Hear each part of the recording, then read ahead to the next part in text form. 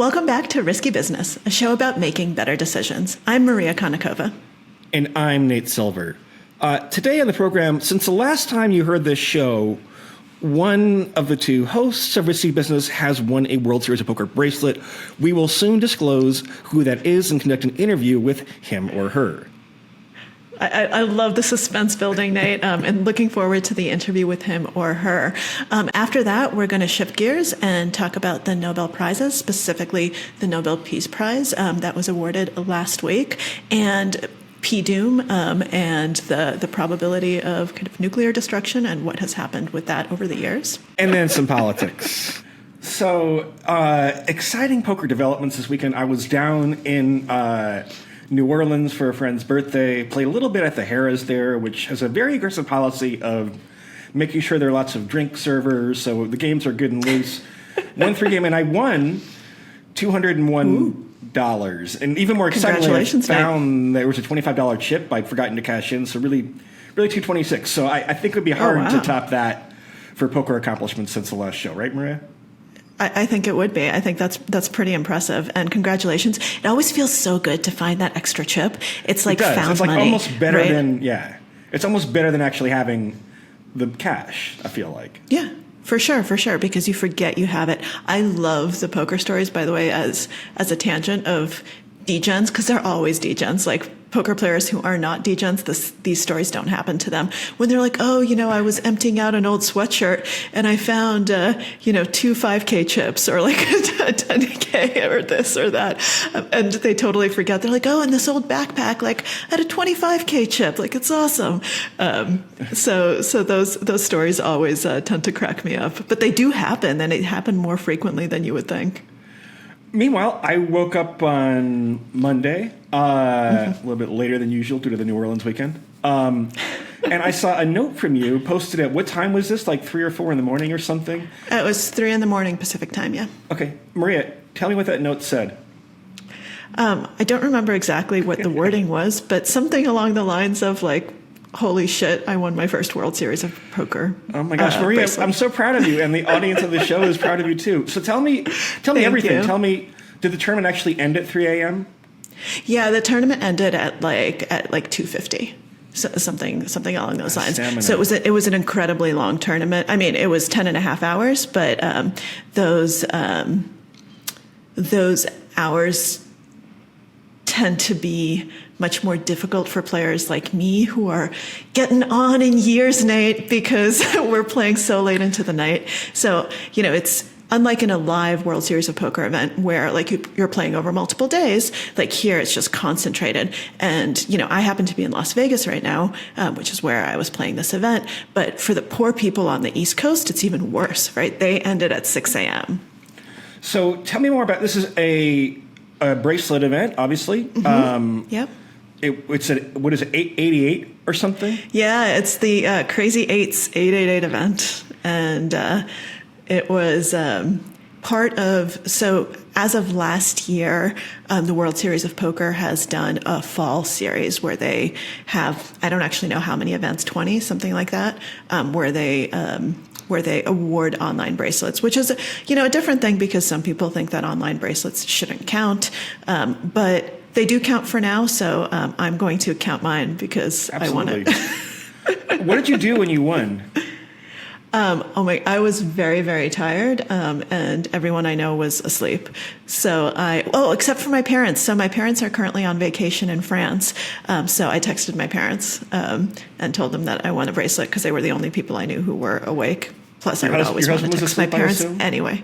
What? Your husband was asleep? He was asleep, yes, but I did wake him up to tell him I won. Yeah.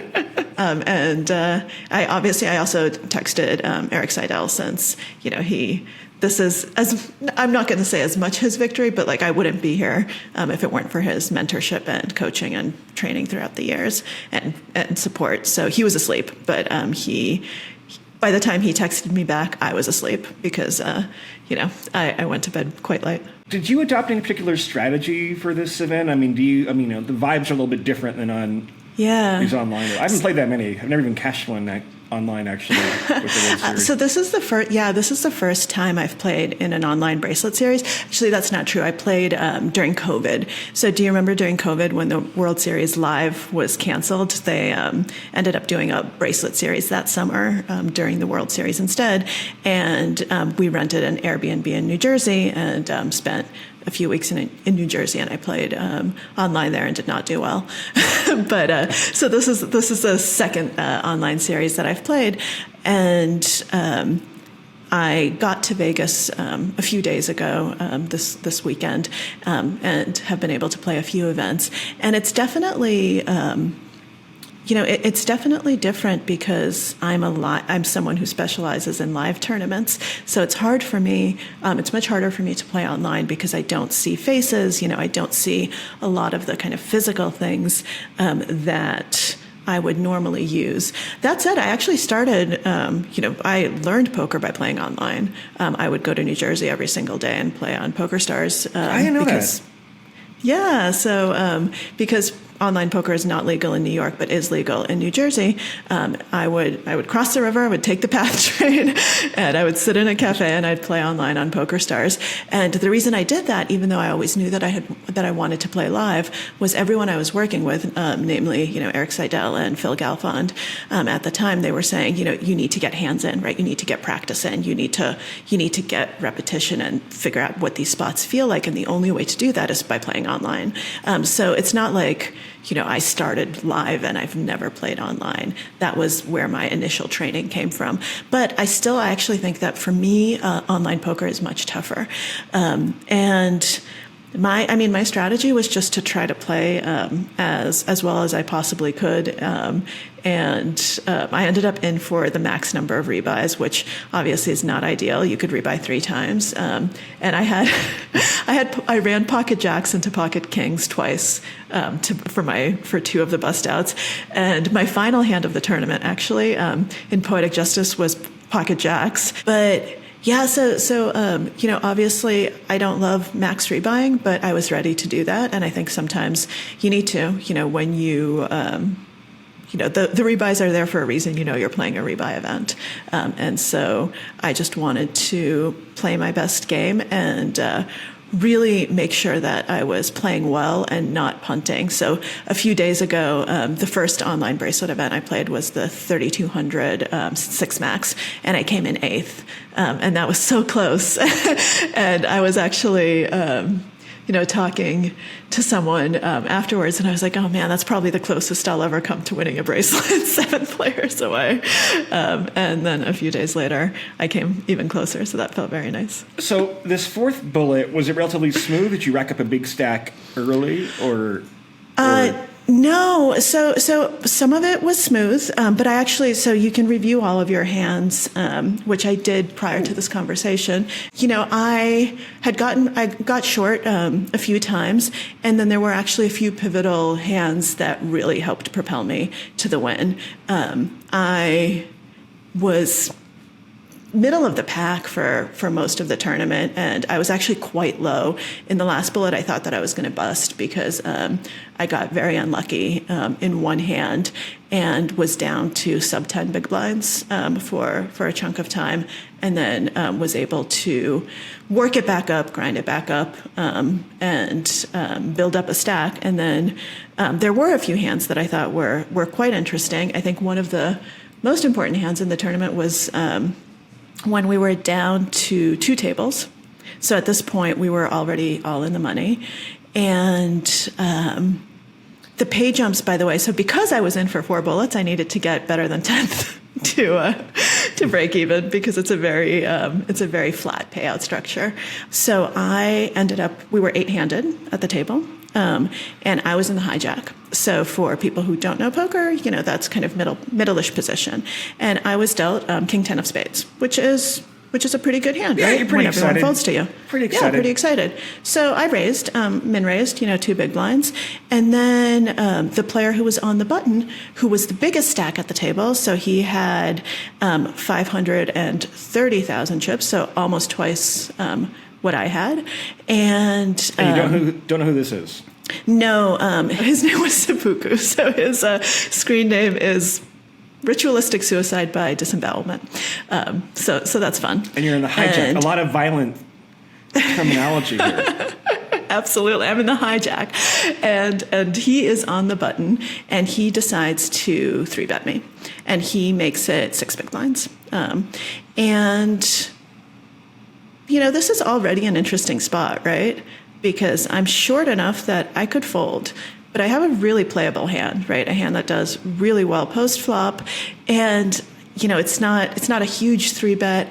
Anyway, it could go either. It can actually go anyway, right? If I think he's full of shit, I can just shove because I have a nice reshove stack.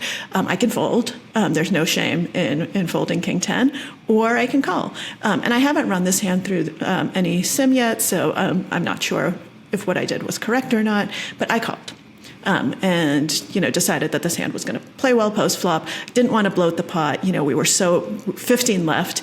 There's ICM pressure. You and I have talked about ICM on the podcast before. That's the independent chip model, which means that your chips are no longer worth 1, right? Every chip actually, the worth changes because the pay jumps are so big. And we're about to get to the really big pay jumps.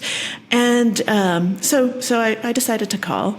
And the flop, so at this point, right, what is our pot? At this point, our pot is 15 big blinds? Yeah, something like that. And the flop comes 7, 8, 9, 1 spade, 2 clubs. And we have king 10 of spades. Yep. Okay. So we have an open-ended straight draw, right? 7, 8, 9, 10. And we have a backdoor flush draw, right? So we're drawing to a lot of nutty or second nutty type hands, but we don't have anything. We still have king high. So I check, which I would do with basically all of my hands in this situation when I'm out of position. And he checks back, which is interesting, right? Because I think that on that board, he might bet small a lot, but he's probably also looking to not inflate the pot, but it tells me something about the strength of his hand, right? Also, if he has really strong hands, he doesn't want to check back that board because it's an incredibly draw-heavy board, right? If you have pocket aces, you do not want me to see another card, right? You do not want me to hit my straight. You do not want me to hit my flush. You really do not want me to get a free card, right? So he checks back, and the turn is the queen of clubs. So now Jack 10 has made a straight, and let's remember I have a 10 in my hand, right? So I block the nuts, or the second. Obviously, meaning for the flush has come in. Yeah, meaning it's harder for him to have combinatorically the best possible hand because you have. And that's actually not true because he could still have clubs, right? He could have 1 club in his hand. I don't think he checks back clubs on the flop, but he could have a hand with 1 club that could be drawn very live. But I don't think he has 2 clubs in his hand, and I am blocking the nut straight. But so the queen is actually not a great card for him when he checks back the flop. And so I decide to lead. So here I do decide to lead, which I would actually do with a lot of my flushes because I have a lot of flushes here, right? Yeah. And I do have straights here, and I don't want. And with the 10, I could very well have Jack 10. I would have played Jack 10, basically exactly that way. Now. I don't want any more clubs to roll off. So I bet. I bet pretty small. And the reason I bet small, by the way, was if you think of the stack sizes, I will have a pot size bet left if he calls on the river. And so that's a really good ratio because I'll be able to shove for full pot. And I can, by the way, still improve. He has some hands that just are going to give up pretty easily there. Yes. Ace. He has a... Ace, Jack... without a flush draw or something like that, or I don't know if you're that pocket. Yeah, basically for that small size, I can get a lot of hands that are doing better than me, right? To fold, which is great. And if he has a club, right? If he has the ace of clubs in his hands, if he has the king of club in his hands, he's never folding even to a huge bet, right? So I think that I'm not accomplishing that much if I bet bigger. And also his hands that aren't very happy, I don't think he's ever raising me with red aces, right? Or red kings, because that board is just not a great board for him to do that. So he calls. And the river comes a queen of spades. So pairs the board. So now board our is full 7, board. 8, 9, queen, queen. Yep, 3 clubs, 2 spades. And so at this point I have king high, right? Yeah. I don't have much. And the pot is huge. And there's no way, if I check, he's going to be checking back all of his ace highs. Like, he's going to be so happy to check that thing down. But if I bet, he might hero call with some pairs, now that the queen has paired, he might hero call some hands. But if I shove, if I go all in for the pot, that's a huge percentage of his stack too. And if he calls and is wrong, that's lights out for his stack, and he's the chip leader of the table. He's not the chip leader of the tournament, but he's the chip leader of the table, and that's a great position to be in. So I shove because after kind of thinking through my options, I figured that I can safely do that, and I can represent a lot of strong hands that he does not have. And by the way, when the queen of spades and the queen of clubs are both on the board, it's much less likely that he actually has an ace queen, right, or king queen, because the suited varieties are not there anymore for the ones that have backdoor draws. If he has king queen, he might even fold it. Yeah, absolutely. So I shoved, and the guy. So in retrospect, shoving into a guy whose screen name is Japanese ritualistic suicide by disembowelment might not have been my finest people reading moment. But so he goes into the tank and he starts running down his time bank. And I'm like, oh, fuck, when they do that, right, when they run down the time bank, like, they're calling. And then finally we he have folds. opposite experience. I find like people like to fold to me more than they like to fold to you, though, I feel like. Yeah, it's probably true. Yeah. But he didn't know who I was, right? At this point, Vesperland is a total unknown player. So that's kind of that's the other thing. So eventually he folds. And with that hand, I actually get the chip lead of the table. And that was huge for me, right? I'm still not chip leader of the tournament because all the chips are on the other table, but I now have the chip lead because this bluff was able to get through. By the way, had he called, I would have been out, right? Because all of his pairs, even if he had pocket deuces, they beat me. His ace highs beat me. Basically, I am losing to everything that we get there with. And a few hands later, so at this point I become the table chip leader, then I lose a few hands. So the person to my direct right, so he's the small blind when I'm the big blind, now covers me by a little bit. And a few hands later, it folds to us, and he raises the small blind, and he raises big. He raises to 4x.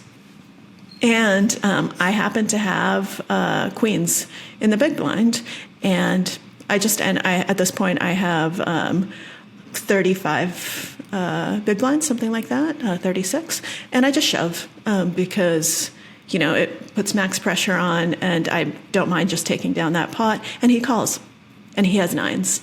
And that's very unfortunate for him, blind versus blind, right? We both have legitimate hands, and I hold. And that puts me into, I think, third in chips in the tournament.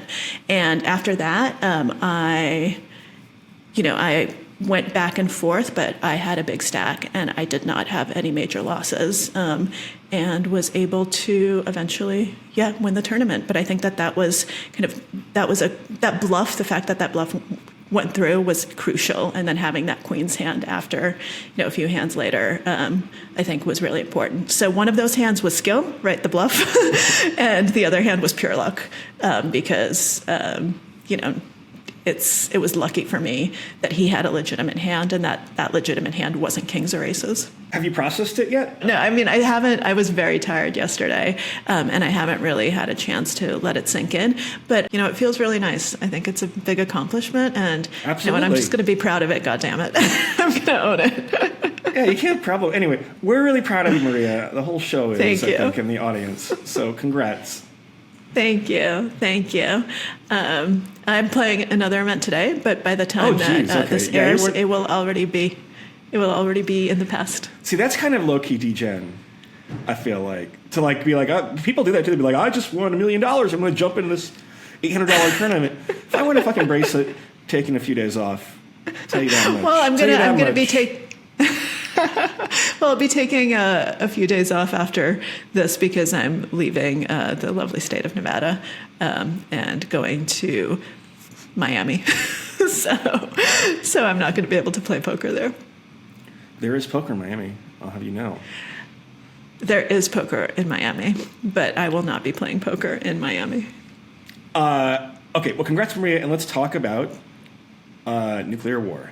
We are recording this on Tuesday, October 15th, and this is the week after all of the Nobel Prizes were awarded. And the one I want to talk about today, Nate, was one of the biggest Nobel Prizes that is often kind of awarded to make some sort of a statement, and this is the Nobel Peace Prize.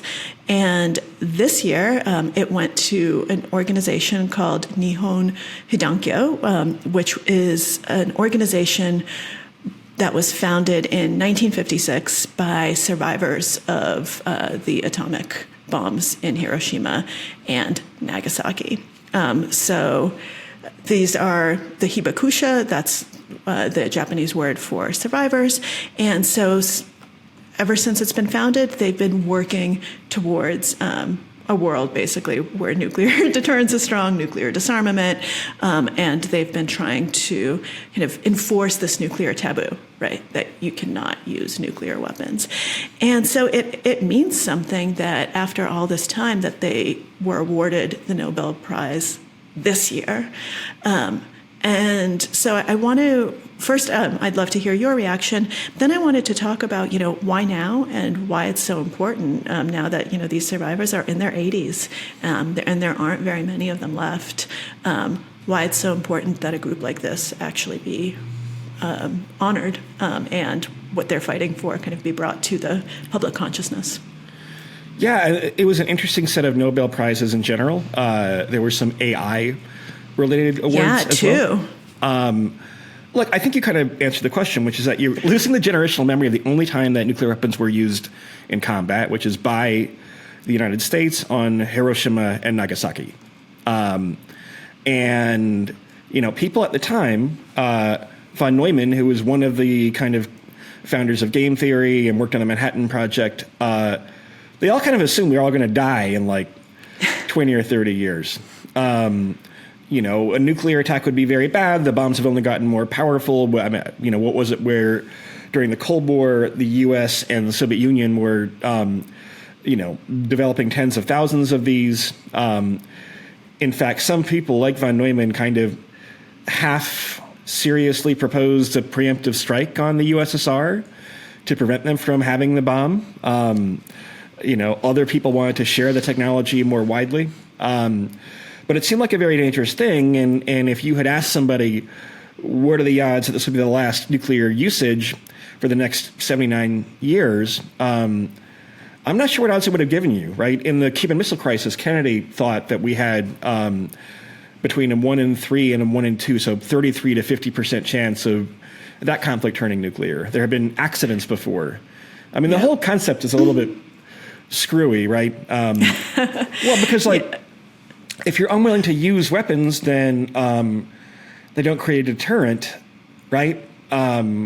But if you are willing to use them, then that's a real risk. And then the risk of accidents. Thomas Schelling talked about the threat that leaves something to chance. To chance, yep. And by the way, Thomas Schelling also won a Nobel Prize for that work. So since we're talking about Nobel Prizes, let's call that out. Yep. So yeah, look. There is a lot of discussion now, including on the show in a couple of segments, on P-doom, probability of doom, really bad shit happening, everyone blowing up, because of runaway, misaligned artificial intelligence.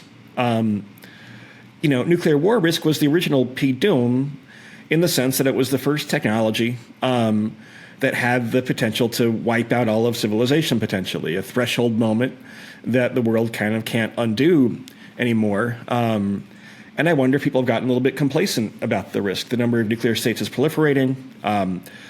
North Korea, I don't know who officially says they have what, but, North Korea has the bomb now. Maybe not the best bombs, but, probably got a couple of bombs. But a bomb. Iran has been trying to develop nuclear weapons. In in the Middle East. That's a hotbed, obviously, of problems right now. And Israel has this practice of strategic ambiguity. So if you ask them, they'll say, nuclear weapons, we never heard of them.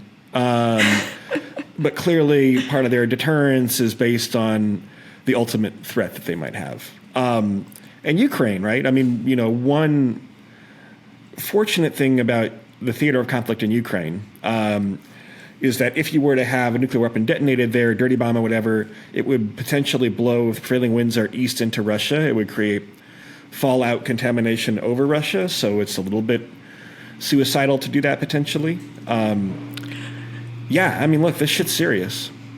It is serious. And by the way, kind of the fallout risk to Russia, we saw that happen during Chernobyl, right? Like, it depends on what the wind conditions are, but that was not a nuclear bomb. That was just an accident. And that is absolutely a very real thing. This shit is really, really serious. And I think that one of the really important things that the Nobel Committee tried to do was kind of try to re-up this historic memory that's dying out, because people who are survivors of World War II in general, are dying, right? We're living with kind of the end of that generation. And you see, and I think that this is a trend all over the world. It's not just kind of nuclear threat, but you see people who are like, oh, well, maybe the Holocaust never even happened, right? Like the Holocaust denialism. People are like, oh, prove it, right? Prove that this happened. Oh, it wasn't so bad. Like, people forgetting like what an absolute horror this was. And now you have Vladimir Putin threatening, saying, oh, I want to make this nuclear threat real. And what people don't, tend to like gloss over in Thomas Schelling's work is that, in his very famous example of the game of chicken, right, where you have two cars going head to head, right? And you have to be the second, you have to not swerve, right? You want the other guy to swerve. That's the only way that you win. He says that, the way that you win is you rip out your steering wheel and you throw it out the window, because that's a credible commitment. Now they know, right? You can't swerve. Like so they have to. But what happens if both people do that at the exact same time and throw their steering wheels out the window? They die, right? In a fiery collision. Dr. Strangelove, too. Yep. Which is, according to some experts, a parody of von Neumann. What they wanted was a machine that would automatically retaliate if it detected an attack, because even if you therefore incapacitate the state, this is the one out to mutually assured destruction, right? If you can destroy all their facilities before they have a chance to retaliate, before they can decide, then you can do a first strike, right? This is partly why there are so many different nuclear triad, air, sea, space, etc. You want to make it impossible to do an incapacitation strike. The Doomsday Machine would have launched back automatically, and so, look, I mean, the one thing I'll say is like, it's another example of where game theory kind of has worked pretty well in the real world. I think there's also a lot of back channeling, I think, with this stuff. It's a very coordinated dance about like, what exactly are you saying? Which maybe should make you feel better. Is that like, there are the red phone, so to speak. I don't know if there's literally a red phone anymore, right? But like all these things exist for a reason. Yeah, but I do want to, there was something else that you said, which I think is important, and also kind of the other element of the Dr. Strangelove thing is that accidents happen, right? Yep. And if you don't have a human on the other side, and this is where also that P-dooms of nuclear war and AI kind of are dovetailing, right? And one feeds into the other as you kind of seed control, automation, decisions, et cetera. I want to just shout out Stanislav Petrov, who was a lieutenant colonel in the Soviet air defense, and he basically single-handedly prevented nuclear war in 1983 when there was a false signal that the U.S. was attacking the Soviet Union. And his decision, he decided, he couldn't reach anyone. This was the middle of the night. There this was a really shitty time during the Cold War, right? It's not like we're all friends at that particular time. And this was right after the Soviet Union had downed a Korean plane and killed everyone aboard. So that was almost 300 people. And that had just happened, right? So like, it's plausible that there could have been some sort of retaliatory strike. And he decided that this was a mistake, that there was not actually a strike, and he made the decision to cancel the launch and to not launch nuclear weapons. Now, he was right? It was actually a glitch. There was no nuclear attack against the Soviet Union. But now imagine that it was someone else, right? And imagine that there was someone who didn't kind of have the guts to make that sort of decision, or imagine that it was an AI, and we are living in a very different world, or not living in any world, because then Soviet Union actually physically launches nuclear weapons. Obviously, then the United States retaliates, and I don't think even clusterfuck seems a little bit too weak of a phrase for that, but we're not living in a very happy place. And I think that it's really important to remember moments like that as well, as we think about PDOOM, as we think about nuclear deterrence, as we think about the taboo on using nuclear weapons. These are all really important questions, and the world is forgetting, and not just forgetting, but saying, "Oh, fuck it."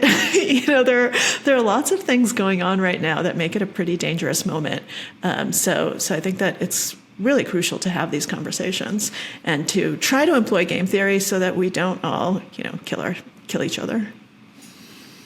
Do you think Trump would increase or decrease the chance of a nuclear conflict?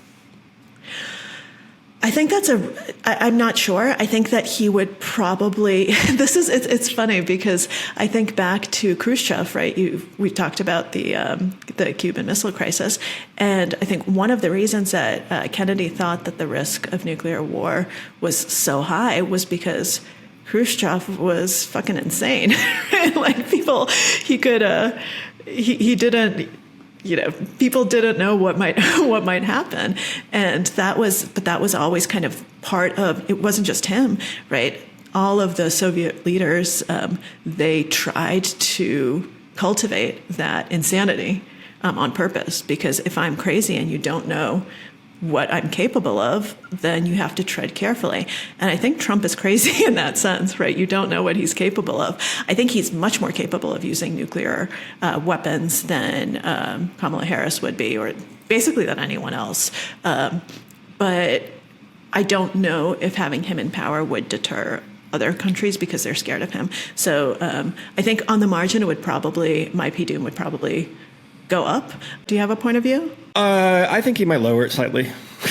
Okay, interesting. Because I think he does create a little bit more of a deterrent potentially. Well, I don't think he's warmongering, actually, right? I think he's crazy in lots of ways, but I don't think that's the way in which he is crazy. And I don't know.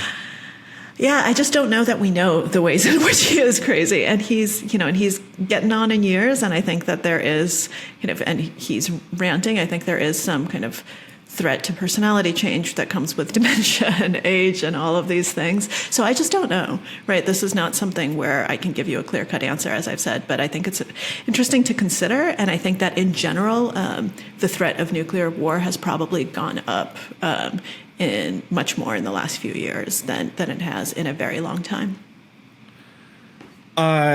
Speaking of Trump, you want to talk a little bit of politics? Yeah. All right. Last time we spoke last week, Nate, you said that there really hadn't been many quality polls that had come out. This was kind of the first week after the vice presidential debate, which, what vice presidential debate? I think at this point, everyone forgot that even happened. But there have been some more higher quality polls that have come out in the interim. So let's talk through it, and let's talk through kind of the current state of the election. Yeah, so we're taping this, FYI, on Tuesday, October 15th. I have not run the model update for the day yet. I'm going to do that as soon as we get a break. Harris, as of last night's model run, yesterday afternoon's, 51% chance of winning Trump at 48.7. Those don't add up to 100 because there's an 0.3% chance of a tie. I wonder with every update if Harris is going to dip under 50%. Like, not that it really matters. Not that 49 versus 51 are magically that different. But, you had a slightly good week of polling for Trump, right? Where this 2-point lead that Harris had in kind of Michigan, Pennsylvania, Wisconsin's kind of turned into like a 1-point lead or a 0.5 of a point lead, and that's just not a very safe position. But like all 7 of the closest states remain within a point, and on some level, I'm not sure what more there is to be said apart from like it seems like we're locked into like a very close election where you won't know. We won't know much in the morning. We may not know much in the evening. I mean, look, there is a chance that the polls are all off in the same direction. So uncertain is not quite the same thing as guaranteeing a close election. But keep listening to the podcast, folks, and reading the newsletter. But like how much more are you learning from the polls at this point? All they're really saying is it's just the average of the past 2 elections anyway, right? So I'm not sure we're learning all that much. I have a question for you. So, relatively good week of polling for Trump. Harris still ahead in your model. Why does Polymarket currently have Trump at 58% to Harris's 41%? That's a huge difference. What happened is Elon Musk. I would not say it's a huge difference. I'd say it's a medium size. It's a arbitrageable difference, but like I wouldn't say it's huge. It just seems like a bigger difference, but yeah, okay, that sounds good. We will not huge difference, but an arbitrageable difference. Let's do that. So what you had last week was some whale activity. What makes the gambling world work are whales. Whales are rich people who are degenerates, often bad at their chosen craft. The term whale is a little bit ambiguous. Like in crypto, it refers to someone who was potentially a smart, very wealthy trader. But generally, the connotation is that you're a degenerate gambler who makes a lot of money for the casinos or for the house. So Elon Musk last week began tweeting about Polymarket, where I should remind people that I'm a paid advisor.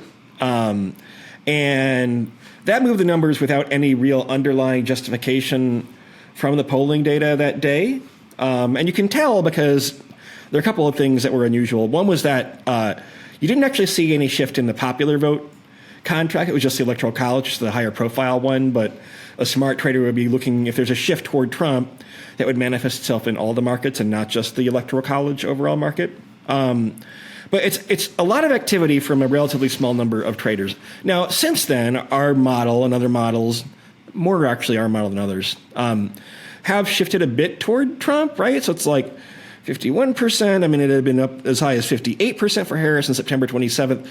So Trump has gained a little bit, but there's also this like disproportionate amount of nervous panic among Democrats. They kind of feel like Kamala Harris has lost the plot, and Democrats are perpetually worried anyway, although maybe they should be, right? I mean, like, if it's 50-50, then, should be worried. A coin flip for very high stakes is more than non-degenerate gamblers usually want to undertake risk-wise. And there's no safe path for either candidate anymore.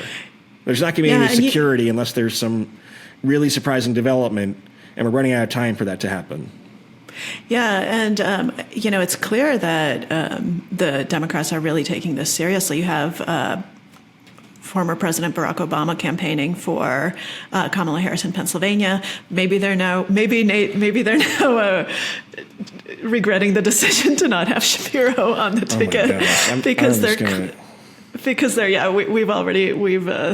we've talked about this ad nauseum, but they're trying to do everything they can. Like Obama's one of their big guns, and we can, this is another segment, but we can talk a little bit about like whether his messaging is effective, like what's happening. But I think there is some panic there. There's some panic that she's losing the black vote, and like all of these things not losing matter. The black vote, doing less well. So the New York Times poll, Trump is Yes, getting doing less 15% of the black vote, fairly high undecideds among black voters, but doing less well than the Democrat typically does. Yes, that was very poorly stated on my on my side. Yes, not losing the black vote, but doing relatively less well. And in states like Pennsylvania, every single point matters, right? Like we have talked about this over and over. Like this is a close election. Everything matters. Undecided voters matter. And yeah, people are clearly taking it seriously. And, on the one hand, you have Elon Musk jumping up and down on stage. And on the other hand, you have Barack Obama. Go ahead. Don't you understand that politics kind of cringe? Anyway, but like, I think people tend to read these things like, oh, Kamala Harris is going on Joe Rogan, she must be desperate. It's like, well, she probably should have been doing more of this all along. She should have got on Joe Rogan, long ago. Yeah, and the All In podcast, right? After Trump went on, like she should have absolutely gone on. Like there are big media appearances that like she should have absolutely done earlier. Yeah, look, people read this as, oh, he must be desperate. It's like, well, I don't know. I mean, you're supposed to do campaigning, right?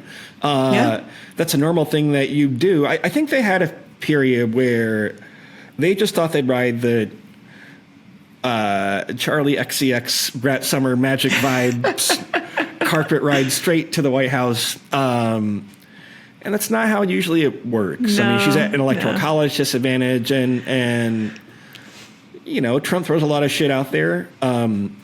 You've had much more outspoken support for Trump among certain groups of voters. The vibes are different, I think. If you read kind of some of the backstory of the part of Silicon Valley, it's not all Silicon Valley, it probably isn't most, right?